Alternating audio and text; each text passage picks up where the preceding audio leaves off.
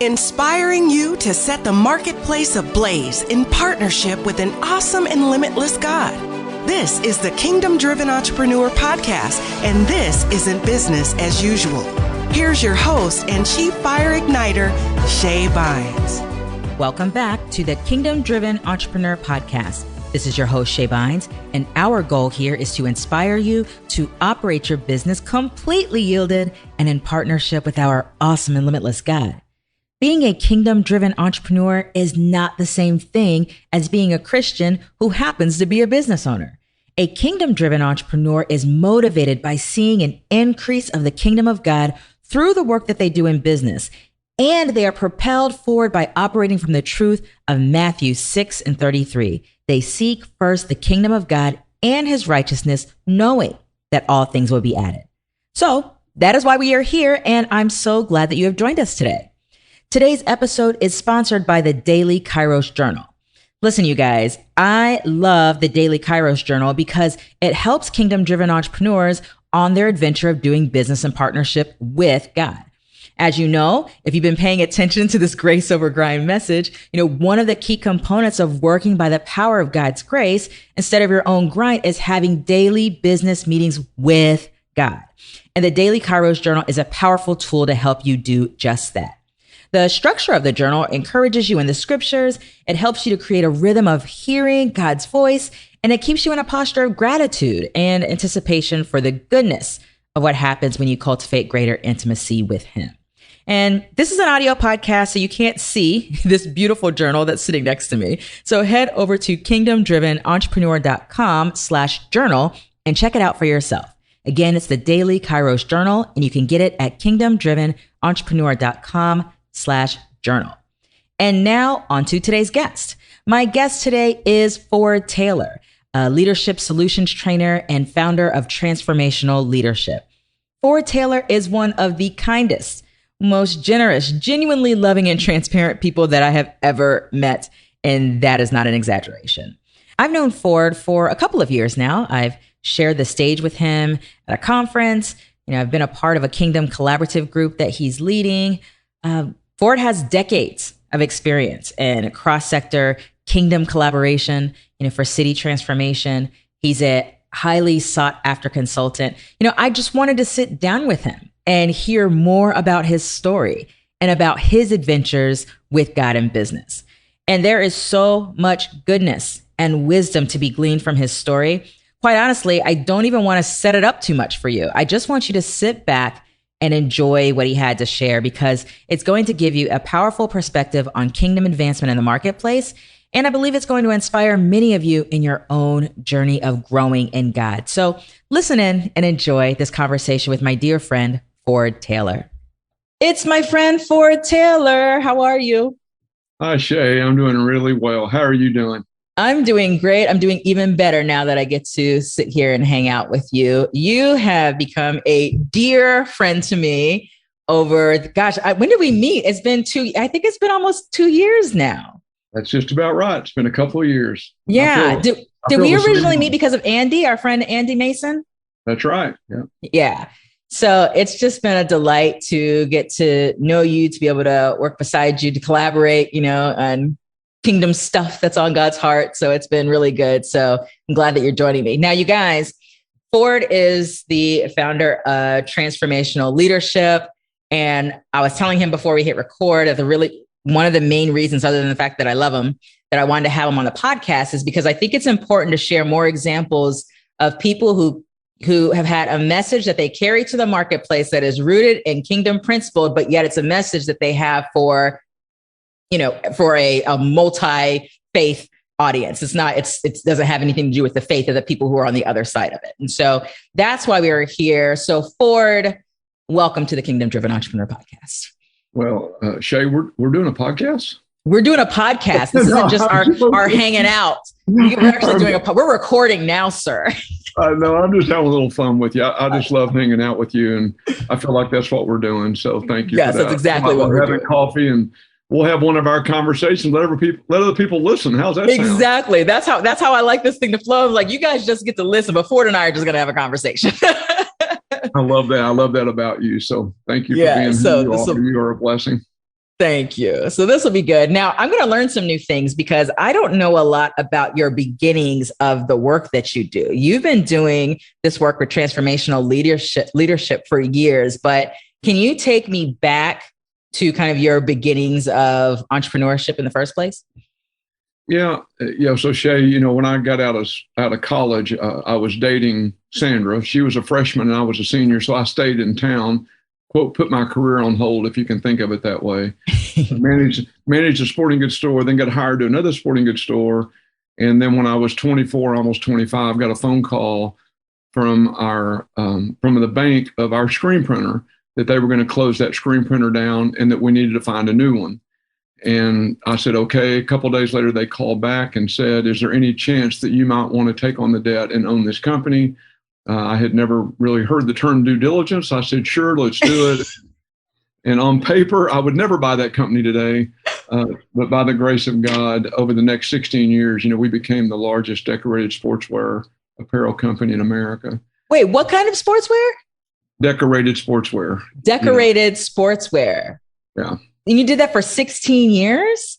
Yeah. So when we bought it, we had 5 employees, and our first year was 180,000 in sales. And then the 16th year, we had about 2,000 employees, and our sales were about 300 million. And that was in the late 90s. And oh, wow.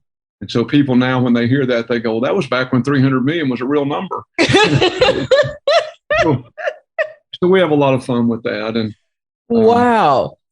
But anyway, on that, I want to get to your question, but it's hard to answer it without a little bit of background.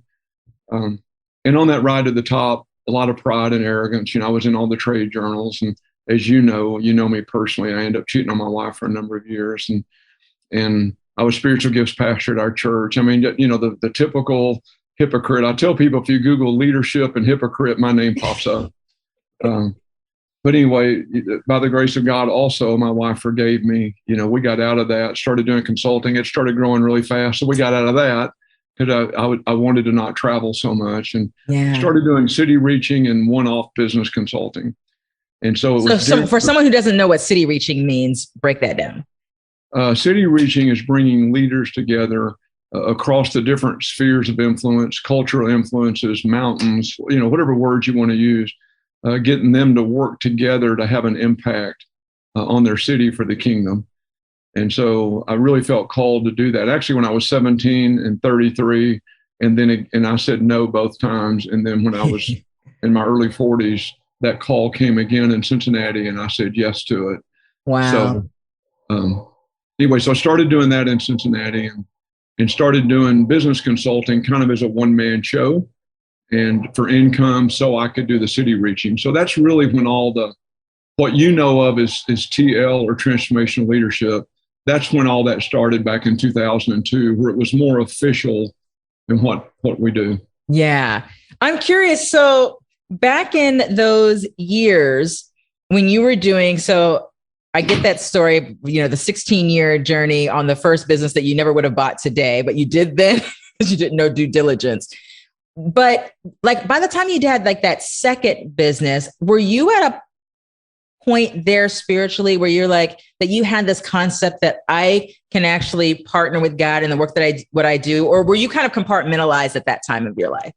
100% compartmentalized. If you looked at our company, I don't even know that it was intentional, but because of my parents, the mentors I had where I worked when I was in high school, where I worked in college, I had unbelievable mentors, pay your bills on time, treat your employees well, do the right thing. I mean, my parents were always that way.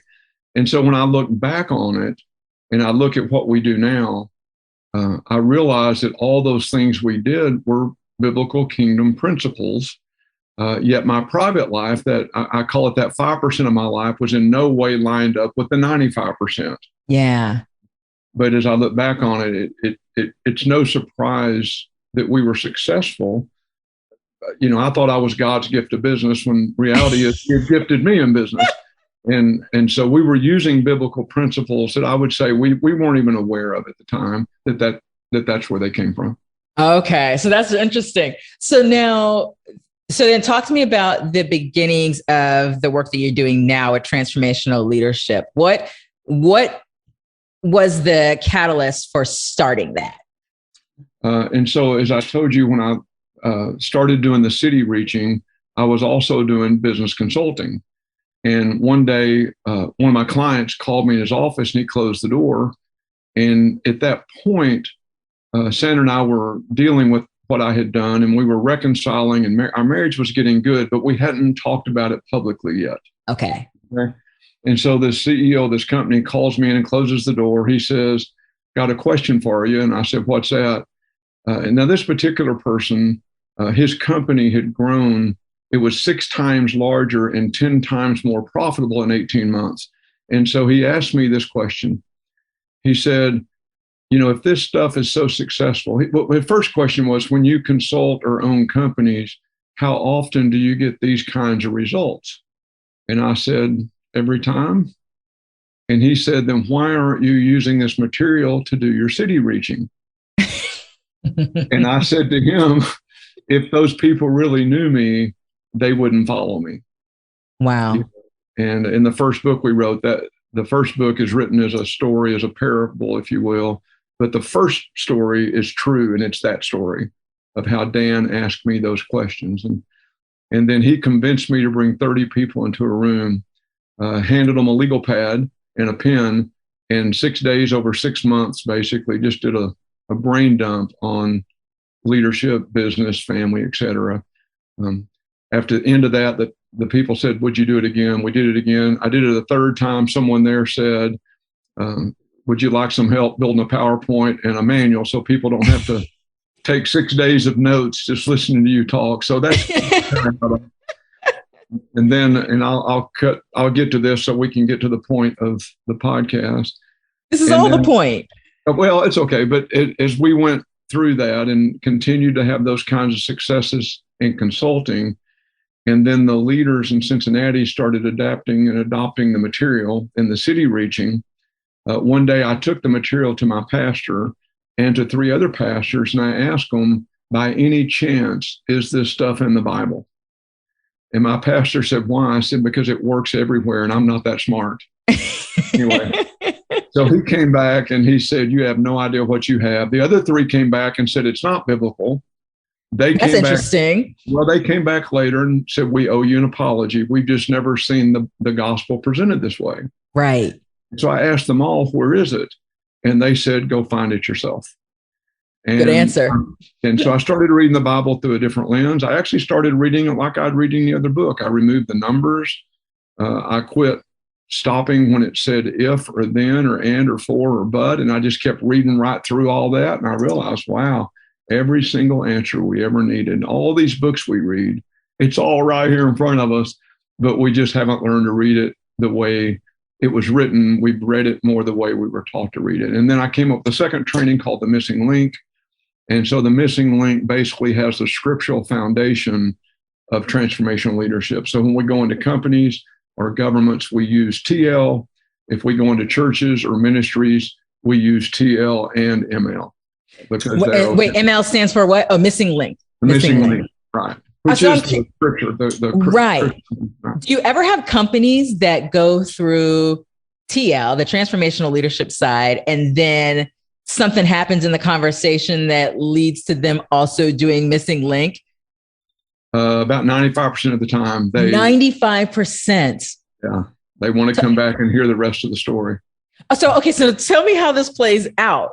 Because how are you presenting it to them after they've gone through transformational leadership? Like how is that bridge happening where you're getting 95% of the people saying, no, like, oh, there's something missing. Like, I want that part too. How is this playing out? Well, there's a number of different ways. One way might be that I'm working with the senior management in a company, and an actual example more than once is, where did you get all this material? We've never seen that everything you do works. My marriage is better. My family's better. Our company's more profitable. Our turnover's down. Our employees are happier. And I'll typically respond, you don't want to know. And they'll say, no, we want to know where it came from. And I'll say, no, you don't. And they'll say, we do. We pay you a lot of money. Tell us where it comes from. And I'll just reach over my backpack and I'll pull my Bible out and I'll lay it on the table and say, the reason all this works is it's not my stuff. They'll say, all your stuff works. And so the reason it works is it's not my stuff. and then I'll give them the gospel, and they'll say, well, is there a teaching? And I'll say yes. And they'll say, well, what we'd like to do is make this voluntary for all of our employees. And you come in and do that training also. And we're not going to force anybody to come, but anybody that wants to. And probably 80% of the people show up. And that's huge. Yeah. Again, and sometimes it happens that, we're working with a company and somebody will come in and just grab me and start crying on my shoulder. And because I'm very transparent, as you know, about my sexual abuse, being abused. And so, people come in, just literally wrap their arms around me and cry and say, how can I ever forgive myself after killing my baby? And this will be after everybody's gone. Wow. And I'll just hold on to them and, let them cry and just say, there's really only one way you can forgive yourself. And I said, my guess is you're not open to it. Well, no, I want to know. And then it's the takeaway. And I'll tell them about Jesus. They'll find Jesus. They'll go to their boss and say, you won't believe what happened after that training. So there's just so many different ways, that the door gets open. But mostly it's that we try to teach our team to live out what we teach far more than teach what we teach. Yeah. Yeah. I love that there's the willingness to even have those conversations that create the opportunity to bridge that to the missing link. And then maybe I shouldn't be astounded, but the percentages of people that want to engage with that are higher than I would have expected to hear. Both of those percentages, about 95% of the people that are like, hey, despite their faith, whatever their faith is, are like, no, we want to know the missing link. Like, no, there's more. We want more. And then after they're experiencing that, to say, hey, of course, optional, but we want to offer this to others too. And so I love that. Can you give some examples? So when you think about your core, I want to give examples for somebody who's like, okay, well, what does it look like to take something that's strongly biblically based and present it to an audience? I have a friend who calls it verbal engineering, like that shares it in language that everybody can grab hold of. Can you give me like your favorite two examples, or just two examples of your verbal engineering, about what that looks like? Well, it's funny, Shay. I don't think you ever met Catherine, the CEO of our consulting company. I haven't. Well, I kind of play founder role now, because I'm not in the details of the operation of our company anymore. I'm more in the details of helping others companies. And the way she puts it to believers, she said, one of the reasons I partnered with Ford is because how Jesus came and put the Old Testament in a language that people could understand. Ford is now putting the New Testament in a language that people can understand. So if you think of it that way, so one tool, that we teach is called the social covenant. And part of that is we agree how we're going to treat one another. And then once we agree on that, we agree on how we'll deal with it. And 100% of the time, companies come back, people come back with, if we break this agreement, respect, love, honor, all those things that we agree on, they come back and say, we're going to agree, we're going to go one-on-one. If that doesn't work, we're going to try again with another person or two. If that doesn't work, then, we're going to bring it before a group of leaders, and they're going to judge who's right or wrong. It sounds very familiar. But my point is, we don't talk about Matthew and all that. And, and within that, we talk about gossip, and we give the statistics on how many hours a week that the average employee gossips and how it breaks trust. And of course, in the Bible, it's over and over, don't slander, don't gossip. And so all these principles, and then we talk about, when you go to someone one-on-one, how do you go? And we use 2 Corinthians, 13:4, and it's go in love, pre-forgiveness, humility, and truth. And so all those words that talk about what love is, we use a lot of those same words, but we don't do the scripture. And then when somebody comes back and says, like I've had bankers ask me, how in the world do you get these results so fast? Well, if you take that social covenant, go one-on-one, most people don't even know what it says, after that third step. It says, treat them like a pagan or a tax collector. Yeah, but my point is, the disciples didn't have to ask what that meant. Right. We went in the tax collector, and The tax collector had stolen money, and he said, what do I do? He said, pay it back. And Jesus said, you're in. The pagan, who was the rich young ruler, came up and said, what do I have to do to follow you? He said, lay down all your stuff. He said, I can't. He said, you're out. And so, we're always trying to figure out what he meant. Well, the disciples didn't have to ask what he meant. They were with him. They watched him do it. But the key, you ready, that blows people's minds, okay, is the very next words after that are for, or I tell you this truth. And he says, for, or I tell you this truth, what is bound in earth will be bound in heaven, and what's loosened in earth will be loosened in heaven. And so what happens is on day one in a company, we're basically binding evil and loosening good. And in most companies, instead of dealing with it this way, they gossip, they slander, and so they're loosening evil and they're binding good. And then Jesus says, I also tell you this truth. When 2 or 3 are gathered and I'm in your midst, the Heavenly Father will answer your prayer. Well, see, because we always quote those two scriptures independently of one another, most people don't realize that they're connected to dealing with sin and conflict. And so, people think God's a liar because we all get together and pray for a new house and we don't get it. And but we tell them, well, if 2 or 3 are gathered and you got enough faith, that'll happen. Well, that ain't even what he's talking about. But the point is, we go in with all those biblical teachings. Let's treat each other this way. Yes. Let's don't gossip. Let's approach each other this way. And if we have broken that agreement, let's deal with it this way. So there's about 20 biblical principles just in that one area, but we never bring up scripture and don't have to say God for the principle, to bind evil and loosen good. That principle works by walking out that process. Wow. It's so interesting to me, though, that on the front end, you have this whole manual of all this goodness. And it was the conversation with the pastor is like, hey, I mean, is this in the Bible? Because this stuff's working for you to then make that connection. But it was already within you before you had even engaged the scripture to know that was the connection, which I think is a pretty cool kind of God orchestrated type of thing.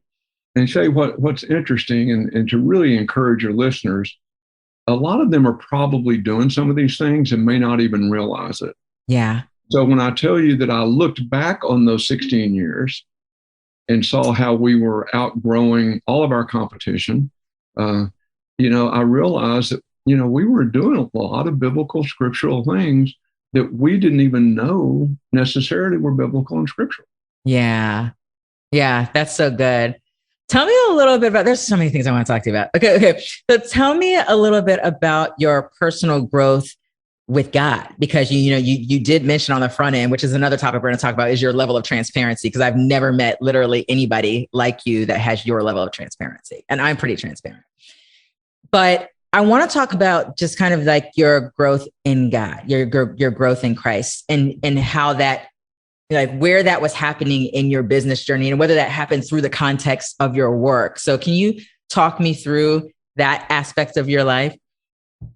Yeah. So early on, when I was 5 years old, my parents actually took me to our pastor because I was telling them how we were going to go to heaven together. And they were telling me I was too young. And my pastor asked me a lot of questions. And afterwards, he brought my parents in. They've told this story and shared with them that there's no chance that your son could know what he knows unless God has spoken to him. And they tell the story how we got in the car and I said, so can we all go to heaven together now? And so, from that point all the way halfway through college, I was very committed to God. I was the discipleship leader in our church, went on mission trips. I mean, I went door to door telling people about Jesus. I mean, I was president of our student body, and I literally would give a Bible to the opposing team on the 50-yard line before every game. I mean, and so I was the epitome of next level for it. Yeah, the Jesus on the forehead, baby. I had it. But I couldn't find anybody to nurture that. I was raised in the Southern Baptist Church, and when I would have these conversations with my pastor, he would say, God doesn't work that way anymore. And then about halfway through college, I just slowly started. When I was a sophomore, basically, I just slowly started drifting away. And while I still believed what I believed, I became that kind of in-between Christian, I call it. I still believe Jesus, Son of God. I still am a pretty good person, but other things I let go, Yeah. And so when, so we started our company, everything was going well, but I had really never dealt with the sexual abuse. I'd never dealt with insecurities, became very arrogant. And I tell people today, you show me the most arrogant person in the room and I'll show you the most insecure. And so, as I shared earlier, as I was spiritual gifts pastor in our church, I was doing all these great things. But as the spiritual gifts pastor, once I took it over, I wrote an interview process that as people went through the class, after the class, I would do the pastor's wife and I, they were the spiritual gifts pastors, and they just got, as the church grew, they got too busy. So she and I took on that role so the senior pastor could do something else. And so we would take people through this interview 2-on-1. And every time that we'd go through this interview, we just saw these unbelievable miracles take place. And Dell and Anita would say to me, we've never seen God answer prayer laying hands on people for healing like he does when you pray. But what they didn't know is that after every one of those, I was beating on the steering wheel all the way home, crying and yelling, what about me? What about me, God? Because I was just a mess. Well, one day they called me and said, the three of us have never been through the interview process. How about the three of us take each other through it? Dell and Anita take me through it, Anita and I, and then Dell and I. And if I had thought about it, I would have said no, honestly. But it was in that interview that they changed one question. And when they changed that question, I broke. God really got a hold of me that day. And I walked out of that room. I could go into more detail, but I walked out of that room and cut off this other relationship and started on a path of, oh my God, you're back. Yeah. All those things I experienced up until I was 17 and then went back into it again in my late 20s and early 30s. Those are real. I don't care what my pastors have told me.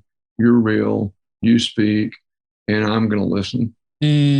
And that's when I basically pulled out of that first consulting company, went internally with a big company I was consulting with for 2 years, and then stepped out and said, God, whatever, I don't care what it is, I'll do it. And so that's when that transition really started taking place. And so every Friday morning for approximately 4 hours, I started praying with 30 or 40 people for years. And just really getting closer and learning from other people who understood God's voice better than I did. Telling God, I'll never forget, God, I don't believe in this slain in the spirit. I don't believe in the speaking in tongues. I'm just telling you straight up, I don't believe it. Yeah. But if it's real, I want it. Well, don't ever pray that prayer. those are dangerous prayers. Don't tell God, because he'll slap you down pretty fast. So, just went on a pretty fast learning curve of really who God is and what he wants to do. And of course, during all that, the light bulb started coming on as I started, like I told you, reading the Bible through a different lens. Yeah. Started realizing how clear the Bible is, when it's read that way. Yeah, that's so good. Okay, we need to talk about this transparency thing, because I've probably said next level 3 times in this conversation with you, but when I think about my friend Ford, it's like next level this, next level all the things. So when I first met you, Ford, we met just like this on Zoom, like we're having this conversation now. And in that very first conversation, we probably had an hour together. And in the very first conversation that I had with you, you had already shared with me some of the issues, some of the like race related stuff that you had walked through. You told me about the infidelity with your wife's situation. I was like, I had never walked into a conversation with someone, and for the first conversation, they laid out that level of information, I guess we'll call it. I have insight into who you are. You weren't just like sharing it just to be sharing it, but I could tell it's with intentionality that you share what you share. And I need to talk to you about this. I need to talk about this, the power of transparency in your life, why you do, whether you're compelled by the Holy Spirit to share what that's meant, what that's looked like in your life, because it is rare. It is absolutely rare. So talk to me. Okay. Well, and you cried. And you're a grown man and you cried on the first conversation you had with me. Let me add that too. Yeah. I cry a lot. Yeah, you cry a lot. You pretty much cry in every conversation. And I'm okay with crying. I think, good tears and bad tears are both a gift from God. Yes. And so I don't fight the good ones or the bad ones. Yes. And I love that about you. And so, Tenderhearted. So I'm going to talk what the Bible says, and I'm going to convert it to your question. Yes. But it says, people, that's me, that's you, without a vision perish. And so in the summer of 2000, I wrote something called a VP MOSA. Okay. And I had never taught it to anyone before in that format, but I just sat down and wrote my own. And that was my own personal vision statement for my life. What did I believe God wanted me to accomplish? Purpose, why, and mission statement. What am I willing to do that others may not be willing to do to accomplish that? And Shay, during that time, I really felt like God was speaking to me in ways that I really had never heard before through other people, the Bible, impressions, dreams. I mean, I don't want to scare anybody away, but, I don't know how to explain to people. If you hear God, then you know how you hear him better than I would know how you hear him. Yeah. But in the summer of 2000, one of the things I wrote down is that if I would give God everything, he would give me something and take it global if I would leave my name off of it and let him have credit for it. In other words, I'll never forget, I want you to apply your business brain to help other people, not to grow this business. I want you to let me have the credit for this one. And so all these things were my journal. And so I wrote my VP MOSA, but I started with my tombstone. What would I want it to say? I wrote my own eulogy. What would I want my 3 daughters to say? And again, they were all under 10. And so I wrote what I wanted their husbands to say, what I wanted my grandchildren to say, my spouse, my coworkers. And then I wrote down a list of values that if I lived those every day, that maybe one day that is the things people would say about me. And it wasn't to be about me. And you'll know that when you hear the M part of the VPM. Yes. But I cried. If you want to talk about crying, picture a 6'3" guy in a fetal position on the floor, reading that eulogy, knowing that if I died that day, those are not the things that would have gotten said. And so it basically changed the trajectory of where I was going. But the mission statement, the way I teach mission, and everybody teaches it different. There's no right or wrong. But the question I ask people is, after you know your vision, where you're going and the why you're going there, the purpose, what is it that you're willing to do that others may not be willing to do to accomplish that? And I wrote down that I'm willing to practice what I teach through unconditional love and unconditional forgiveness and being dangerously transparent. Dangerously transparent. Right. And so I wrote that down, and I said, if I'm going to write that down, then that's who I have to be. In other words, I can't go teach something that God's going to give me and not do all of it. I can't do the V and the P without the M and so I made a conscientious decision. And so 2 years later, I confessed everything I'd done to my wife. Okay. So it took 2 years for me to confess it. She forgave me. Originally it was, we can never tell anybody about this. I said, I understand, honey, you didn't do anything wrong. I did it. And then a friend of mine had cheated on his wife. He asked for my help, not knowing I had done that. Oh, okay. I asked for Sandra for permission. She said, yes, you can help them, because they were mutual friends. It worked. Somebody else asked. And after helping a number of couples, I went to her. I said, honey, you do know that if you'd let me speak about this publicly from stage, we could help thousands of people around the world. Wow. And she immediately said, I agree with you. And so while I could be transparent in some areas, even in that area, again, I can't be transparent about something you've told me, right? Or someone else has told me. That's their story. Yes. I can only do that around my side of the story. But once she gave permission for that, then it was a lot easier to let everything else flow from there. So is that scary in the beginning? I mean, you chose on the front end for it to be dangerously transparent. So part of me is like, well, maybe that's not scary to you because you're just like this adventurous. I mean, you did say dangerously transparent, but I mean, what was that like for you? And also, is it easy and is it way easier for you now? Like, because it's been years of you living this life. Yeah. So now, I learned, I don't know exactly what year, but I learned that I truly am forgiven and I truly am loved. Yeah. By God. And once you experience and you really know that, you're not worried about what people think about you anymore. If those people that know that I sinned yesterday walk away from me because of yesterday's sin, I'm cool with that. Yeah. An example would be once I decided to do this and once Sandra gave me permission, I was meeting with, this is just one example, with a half a dozen pastors. And they were talking about getting involved with, quote, Transformation Cincinnati, Northern Kentucky, this ministry we started. And they asked me to tell my story. And I did. And one of them said, we didn't need to know that part.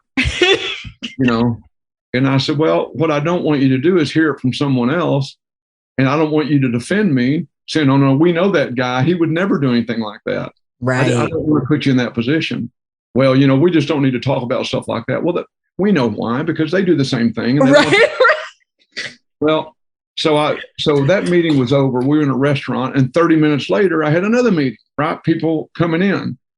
Well, when those 6 left, one of them came back in and threw himself into my arms. Can you help me? Can you help me? Can you help me? Wow. Because he was cheating on his wife and he wanted help getting out of it. So my point is, the fact that he wasn't in a place where he could share, he wasn't able to say, hey guys, it's important that he shared that. See, one day he'll be able to say, I'm so glad that man shared that because that gave me the freedom to have someone to talk to that I knew wasn't going to turn me in and get me fired. And he would help me get out of it.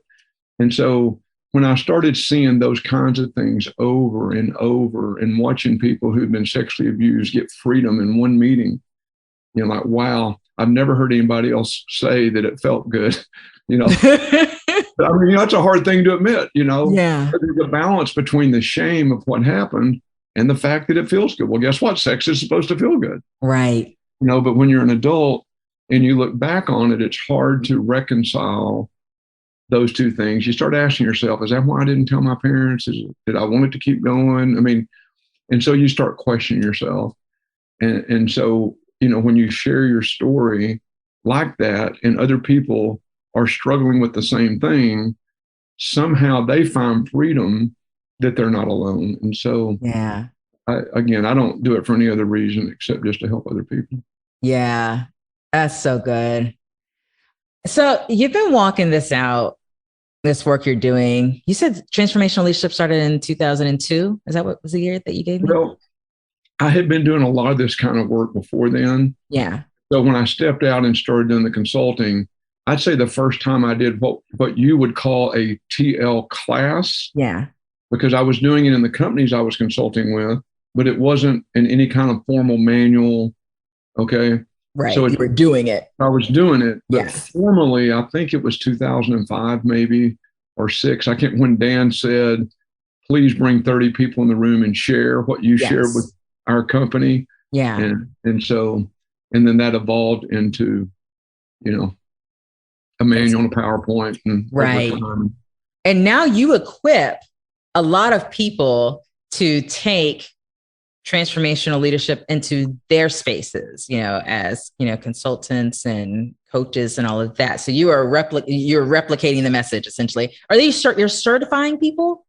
Yeah. So what we do is we take coaches. We don't certify coaches. Okay. We take certified coaches and certify them how to use our material in their coaching.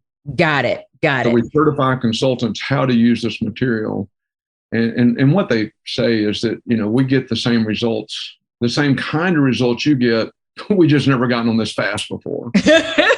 Okay. That's good. So it's not, I don't, other people have stuff that's biblical and just as good as ours, because it's God's stuff. And so, but we're thankful. I'm going to share one more quick one with you on a question you had a while ago.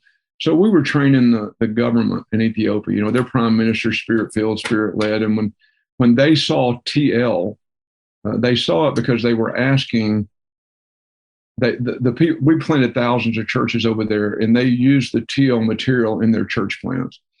And they were making an impact. And so the people we work with over there got a call from the prime minister's office, and they wanted to know what you're doing. And so they went through the TL manual with them.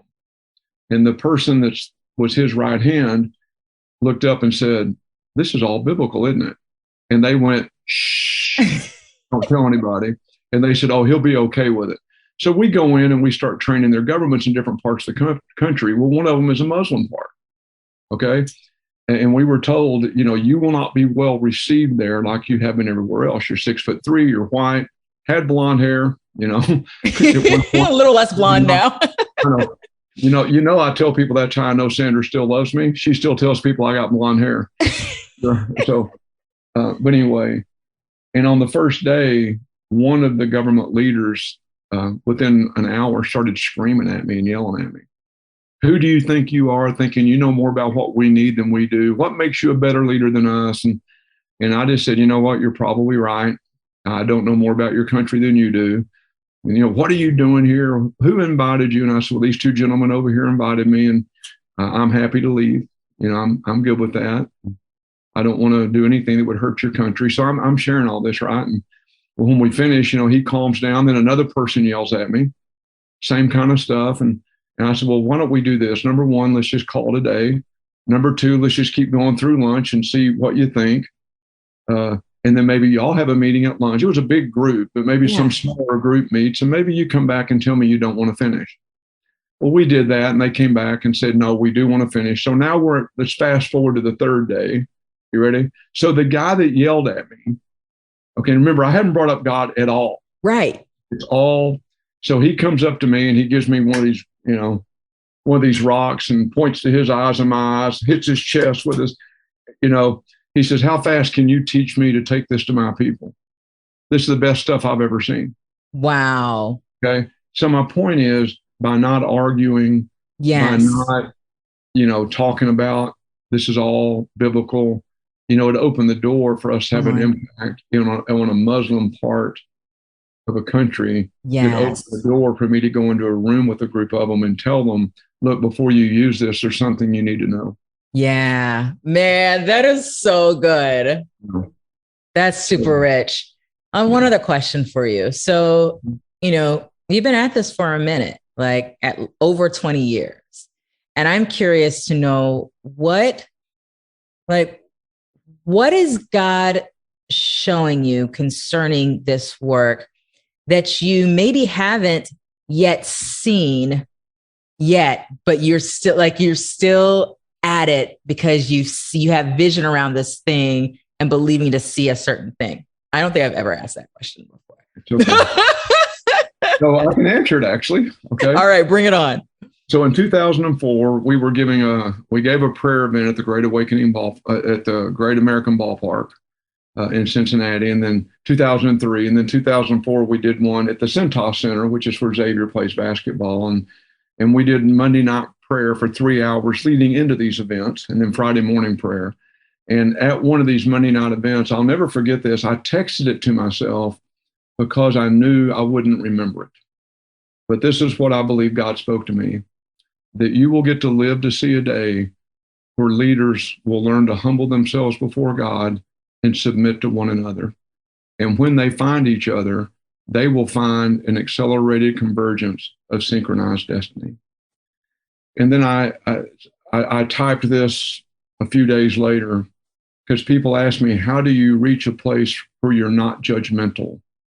How do you live this lifestyle of just forgiving everybody, even while they're yelling at you? I mean, how do you find that spot? So I believe God spoke this to me too, that I have found that when I confront my own sin up against the holiness of God, the light switch of judgment clicks off. In other words, I don't confront it up against other people. I confront it up against the holiness of God. And then I'm just, even if it's just eating that extra bowl of ice cream, that might still be a glutton, And again, I still do it because I don't think it's funny.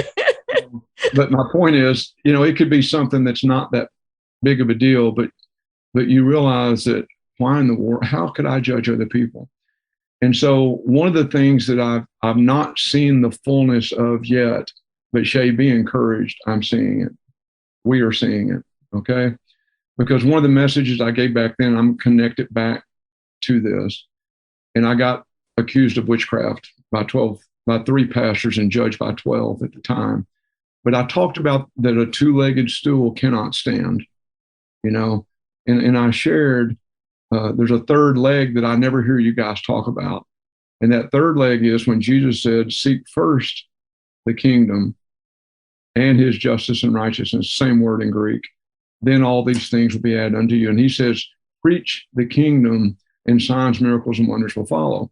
So I started challenging why so many denominations never saw signs, miracles, and wonders, because they were preaching the gospel. They weren't preaching the kingdom and spreading the gospel and making disciples of nations. And so my message back then was, you're spending so much time making Christians, you're spending no time making disciples, and you're spending no time preaching kingdom. And at some point, that stool will fall. A 2-legged stool can't stand on its own. And so one of the things back then, and this is going to get right to the point of your question, is I started realizing that all through the Bible, when you read it without stopping, most of us have read Romans 12:2 ad nauseum. Be transformed by changing the way you think so that you can know the perfect, acceptable, pleasing will of God. Yeah. But what does 12:1 say? Okay, let your whole body be a living sacrifice, holy and pleasing to God. This is your true and proper worship.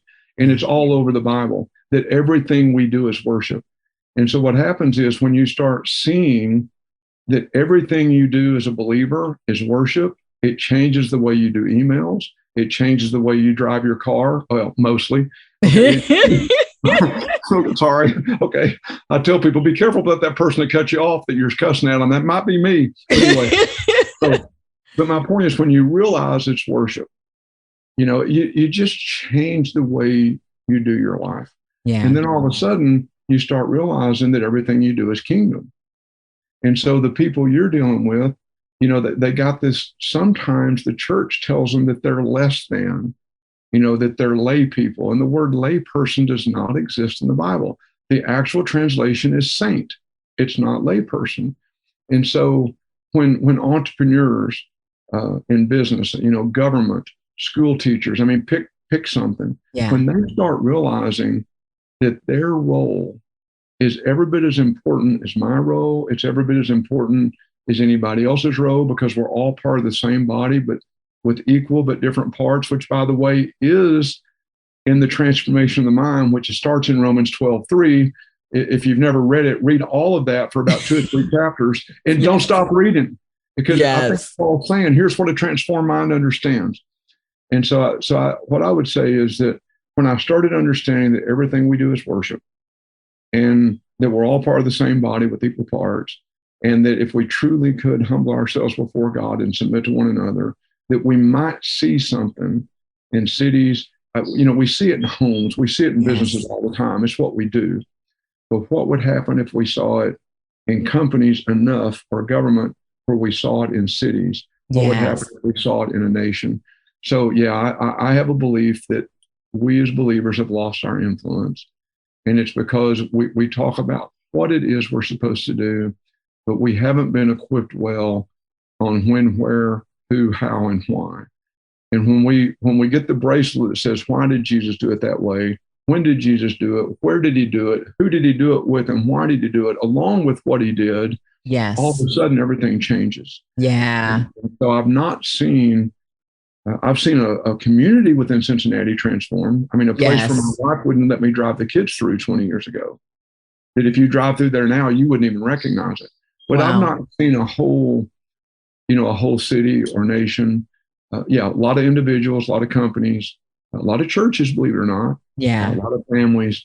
But what I've not seen is that spark that says, if we came together, we could shift our whole city.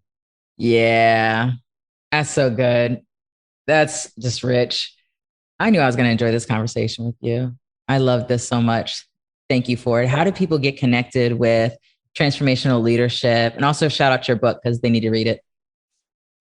Well, Shay, one of the reasons I think we have so much fun in our conversations and we forget we're on a podcast because we're so doggone much alike. We share for a lot of the same alike, we look alike, we sound alike, but we're so much alike from the heart perspective. Yeah.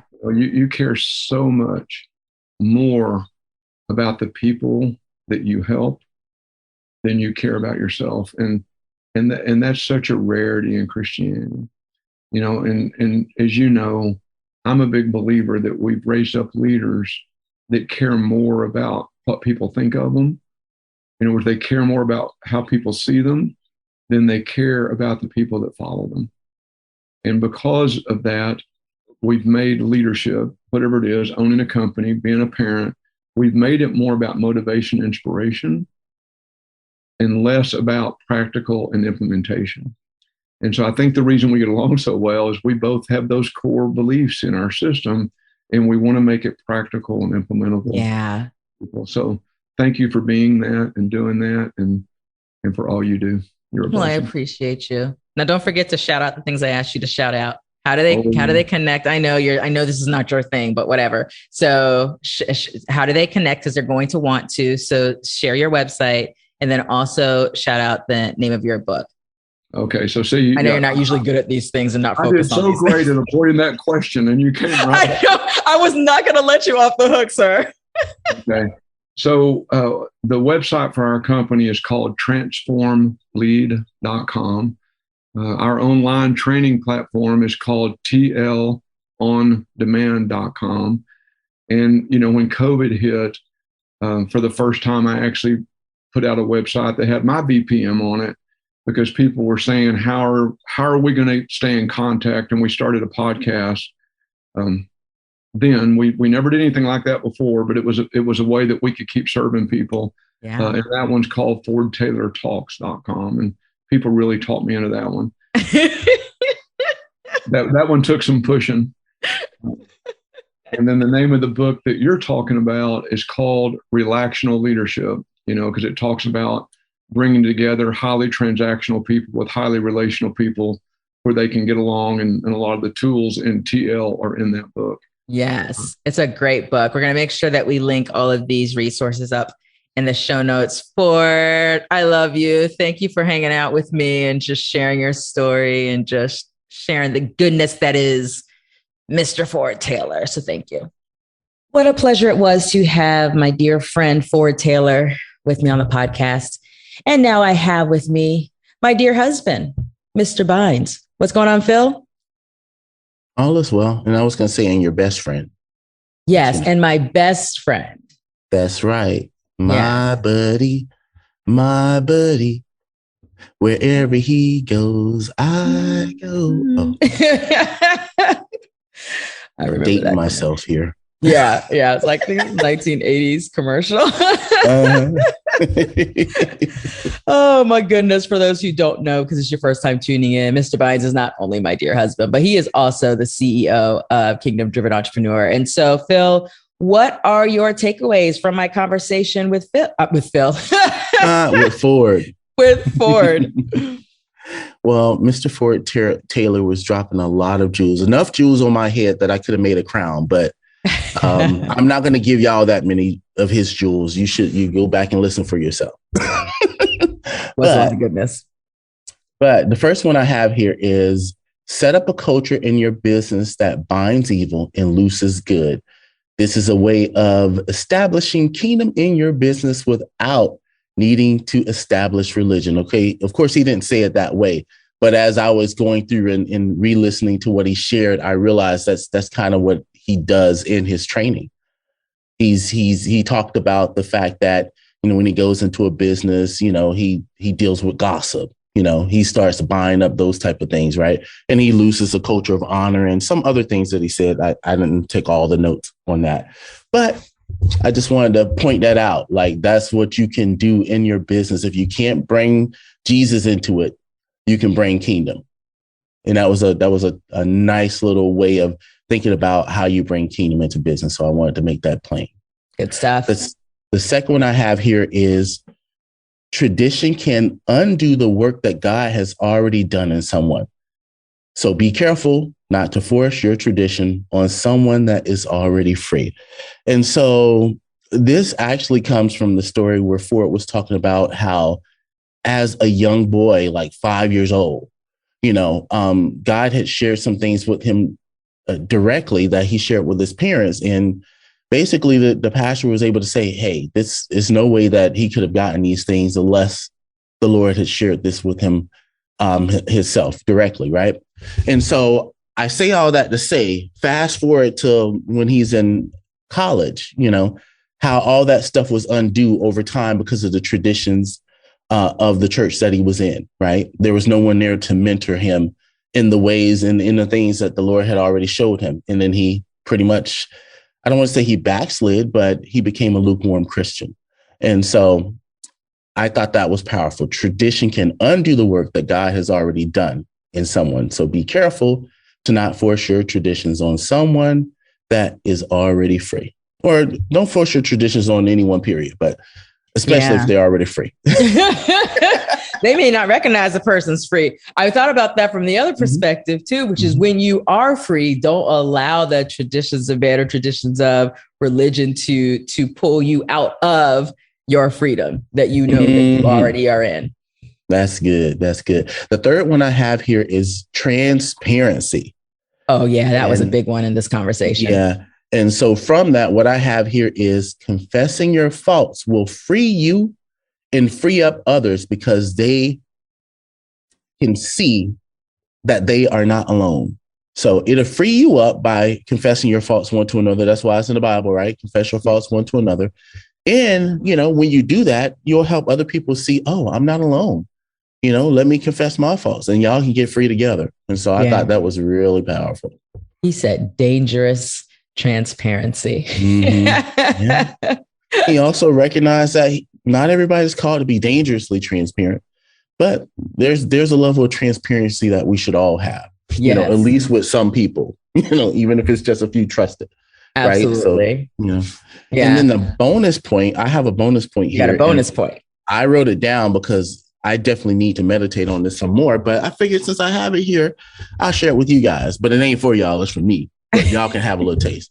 So my bonus point is when he said, preach the kingdom and spread the gospel.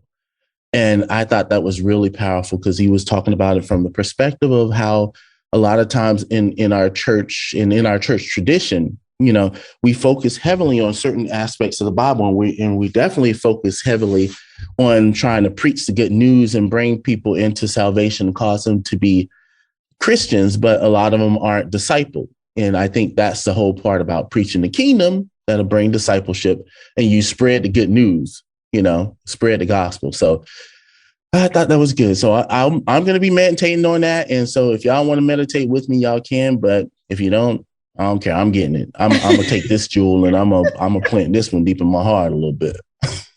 Very good. Very good. Love the takeaways. All right. And that was all of them, right?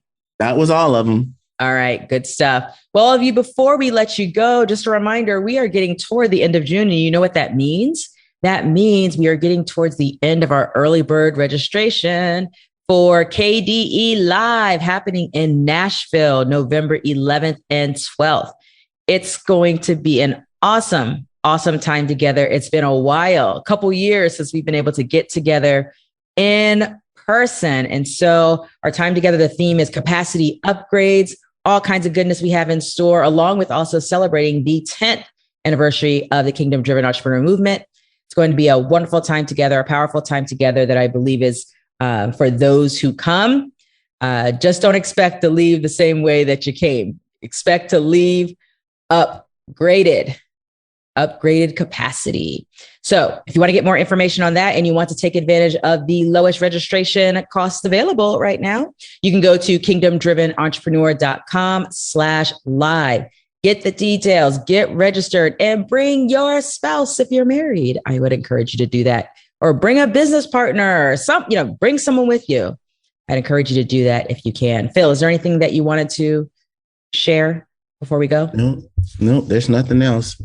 Just do the work. All right. Get ready for KDE Live, because it's going to be power packed, and we'll never do another 10-year anniversary again. So we only get one. So we only get one opportunity. Only get one. Yeah. So head over to kingdomdrivenentrepreneur.com/live. Take advantage of early bird registration, which will end at the end of this month. We will see you next week on the next episode of the Kingdom Driven Entrepreneur Podcast. Take care and God bless. Thanks for joining us on the Kingdom Driven Entrepreneur Podcast. If you've enjoyed what you've heard today, we encourage you to subscribe and spread the word. And don't forget, you can gain access to even more resources, plus a thriving community of fire starters by visiting our website at kingdomdrivenentrepreneur.com.